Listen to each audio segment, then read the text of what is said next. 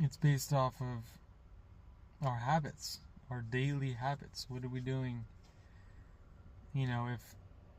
If your dad died from lung disease and he smoked a lot and you don't smoke, then you're probably not gonna die from lung disease. Not just genetic, or if one of your parents died from heart failure and they ate, tons of, burgers, meat, tons of animal products. And that was more than likely the cause. It doesn't mean you have to follow their footsteps and do the same thing. But that's how it is with family a lot, where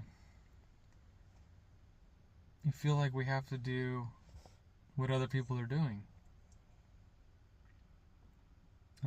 Just because they're your family, it doesn't mean you have to do what they do. You can do your own thing. You do what feels right with you.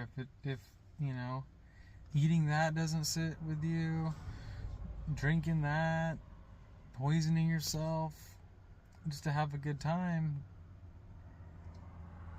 then don't do it. You don't have to.